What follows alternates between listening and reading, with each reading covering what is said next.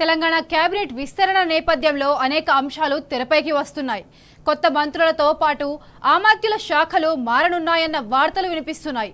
ప్రస్తుతం ఖాళీగా ఉన్న 6 బెర్తుల్లో అన్నింటినీ అధిష్టానం భర్తీ చేస్తుందా, లేక 4 స్థానాలను భర్తీ చేసి 2ంటిని పెండింగ్లో పెడతారా అన్న దానిపై స్పష్టత రావాల్సి ఉందంటున్నారు ఆ పార్టీ నేతలు. కేబినెట్ విస్తరణలో కాంగ్రెస్ పెద్దలు అనేక సమీకరణాలను పరిగణలోకి తీసుకుంటున్నట్లు తెలుస్తోంది. అయితే అదే సమయంలో ప్రస్తుత మంత్రుల శాఖల పనితీరును బేరీజు వేసుకొని మంత్రివర్గ ప్రక్షాళన దిశగా అడుగులు వేయనున్నట్లు కాంగ్రెస్ పార్టీ వర్గాల్లో జోరుగా చర్చ జరుగుతోంది.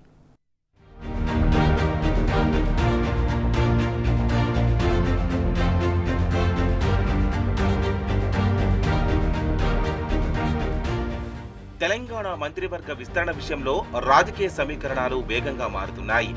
తాజాగా ఢిల్లీ వెళ్లిన సందర్భంలో తెలంగాణ రాష్ట్ర రాజకీయ పరిస్థితులకు అనుగుణంగా అనేక రకాల చర్చలు చేస్తున్నట్టు తెలుస్తోంది.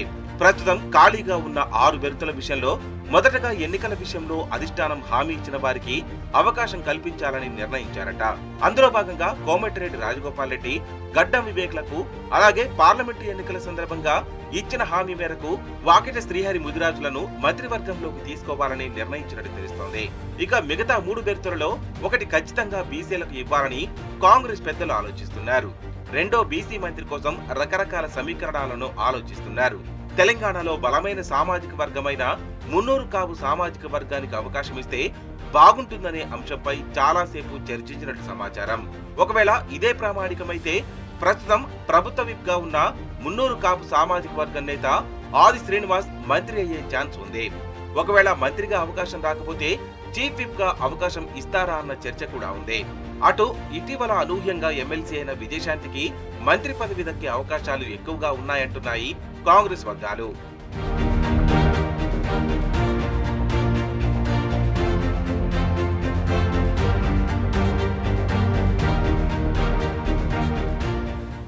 ఉమ్మడి నల్గొండ జిల్లా నుంచి ఉత్తమ్ కుమార్ రెడ్డి, కోమటిరెడ్డి వెంకటరెడ్డిలు మంత్రులుగా ఉండగా తాజాగా రాజగోపాల్ రెడ్డికి కేబినెట్ లో బెర్తు ఖరారు కానుంది.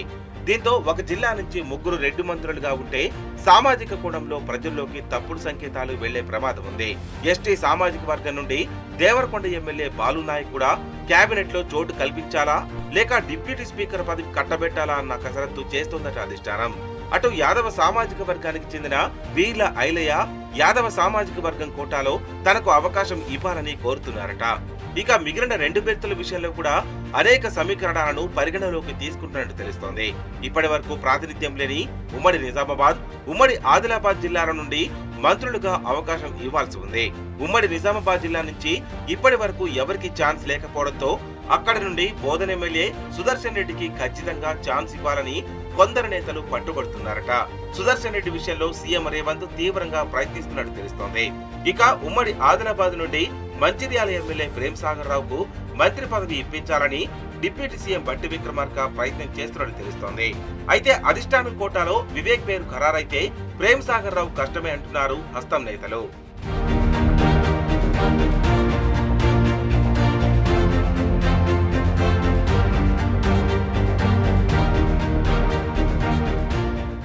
ప్రస్తుతం మంత్రులుగా ఉన్న వారిలో ఒకరిద్దరిని తప్పించే అవకాశం ఉన్నట్లు బలంగా వినిపిస్తోంది. అలా 2 మంత్రులను తొలగిస్తే ఆ స్థానంలో ఎస్సీ సామాజిక వర్గ నేతలకు అవకాశం ఇవ్వాలని అధిష్టానం భావిస్తోంది. ఎస్సీ వర్గీకరణ చేసిన నేపథ్యంలో ఇక ఇప్పటికే మాల సామాజిక వర్గానికి ఎక్కువ అవకాశాలు ఇచ్చారని మాదిగ సామాజిక వర్గ నేతల నుండి విమర్శలు వస్తున్న నేపథ్యంలో మాదిగ సామాజిక వర్గానికి చెందిన నేతను మంత్రివర్గంలోకి తీసుకునే ఆలోచన కూడా చేస్తున్నారు. దీన్ని పరిగణలోకి తీసుకుంటే ప్రభుత్వ whip Adluri Laxman, Manakondur MLA doctor Kavvampalli సత్యనారాయణలో ఒకరిని మంత్రివర్గంలోకి తీసుకునే అవకాశం ఉంది. అటు జుక్కల్ ఎమ్మెల్యే లక్ష్మీకాంతారావు పేరు పరిశీలనలో ఉందట. ఇక మైనారిటీ కోటాలో ఒకరిని మంత్రివర్గంలోకి తీసుకోవాలనుకుంటే ఎమ్మెల్సీ అమీర్ అలీ ఖాన్ కు ఛాన్స్ ఇవ్వచ్చనే చర్చ నడుస్తోంది.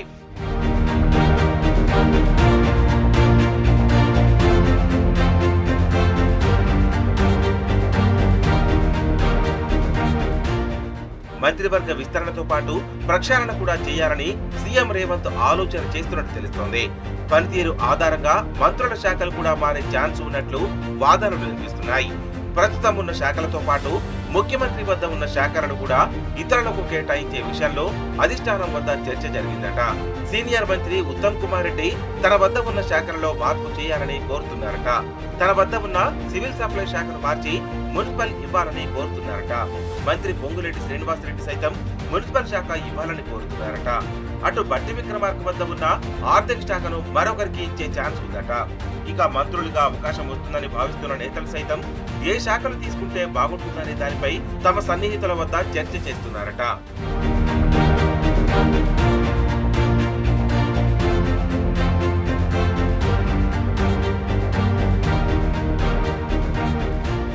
తెలంగాణ కేబినెట్ విస్తరణ అంశం తుది దశకు వచ్చినప్పటికీ వాటిని ప్రకటించే వరకు ప్రయత్నాలు చేయాలని పలువురు నేతలు భావిస్తున్నారు.